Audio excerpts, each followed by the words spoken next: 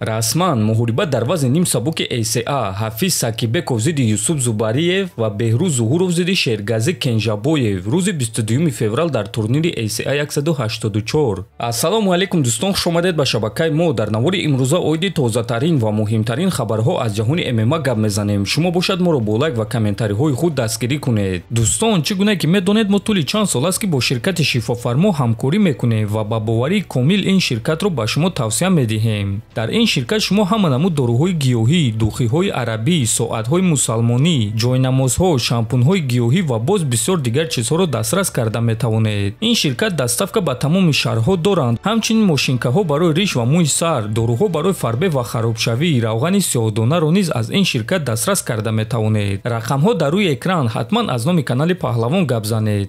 чемпиони пешинаи UFC дар ду вазн Генрес Сейхудо боварӣ дорад ки муҳорибаи Ислам Махачев зидди Илия Топурия аз муҳорибаи Ҷонс ва Аспинал дида калонтар мешавад. шахсан худи ма боварӣ дорам ки муҳорибаи Махачев зидди Топурия аз муҳорибаи Ҷонс зидди Аспинал калонтар мешавад. Якум дараҷа аз рӯи конкурентӣ ва боз факти он ки Илия Топурия имконият дорад ки дар ду вазн чемпион шавад. Дар вазни вазин мо танҳо мефаҳмем ки Ҷонс ё Аспинал чемпиони ҳақиқӣ аст. Аммо агар ки Топурия ғолиб шуда тавонад, пас ӯ беҳтарин ҷангувар новобаста аз вазн Ислам Махачевро шикаст медиҳад. Пеш аз ин бошад ӯ Александр Волкановскиро шикаст дод ки ӯ пештара беҳтарин ҷангувар новобаста аз вазн буд. Ин шахс арзандаи эҳтироф мешавад, гуфтааст Сейхудо. Ва дӯстон, бояд гуфт ки айни замон Ислам Махачев рақами 1 паунд фу паунд, яъне беҳтарин ҷангувар новобаста аз вазн аст. Пеш аз Махачев якум рақам Волкановский буд. Махачев ӯро шикаст дода ҷояшро гирифт. Ана Илия Топурия бошад айни замон дар рейтинги паунд фу паунд дар ҷои 4-ум қарор дорад. варзишгари ҷавони тоҷик Доробшон Наботов баъди мағлубият дар турнири Zombie Fight Night аввалин фикрҳои худро баён кард. Биёед суханҳои ӯро гӯш мекунем.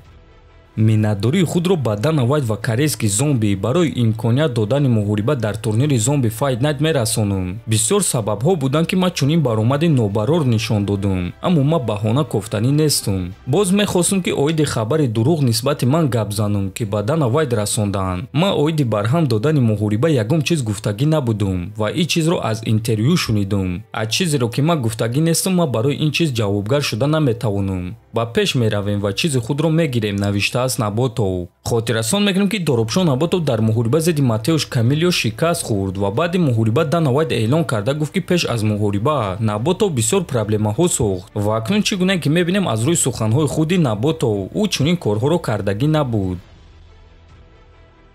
варзишгари маъруфи тоҷик Муҳаммад Наимов муҳорибаи навбатии худро дар ташкилоти UFC рӯзи 1 феврал дар Арабистони Саудӣ мегузаронад. ана рақиби ӯ бошад варзишгар аз Австралия Каан Офли мешавад. шаби гузашта карди пурраи ин турнирро нашр карданд ва ҳозир шумо дар рӯи экранҳои худ дида истодаед. ва чӣ гуна ки мебинед, муҳорибаи Наимов зидди Офли дар карди асосии турнир мегузарад ва панҷум муҳорибаи асосии турнир хоҳад шуд. ва дӯстон, ин маънои онро дорад ки ташкилот Муҳаммад Наимовро ҷиддӣ қабул мекунад ва аз ӯ умедҳои калон доранд. бале, гап танҳо оиди Муҳаммад меравад, чунки ин панҷум муҳорибаи Муҳаммад дар UFC мешавад. барои рақиби ӯ бошад ин дебют мешавад. аз ҳамин сабаб танҳо ба хотири Наимов ин муҳорибаро дар карди асосӣ мондаанд. ҳамчунин дӯстон, ногуфта намонад ки то турнир ин кард метавонад ки тағйир ёбад. агар ки ягон ҷангвар осеб гирад ё ин ки ягон муҳориба барҳам хӯрад. лекин агар ҳама чиз бетағйир монад, пас мо чунин кардро мебинем. дар ҳамин ҷо дӯстон, навори мо ба анҷом мерасад. фикру ақидаҳотонро нависед. ҳатман дар YouTube канали мо обуна шавед. то боздид. хонободу сарбаланд бошед.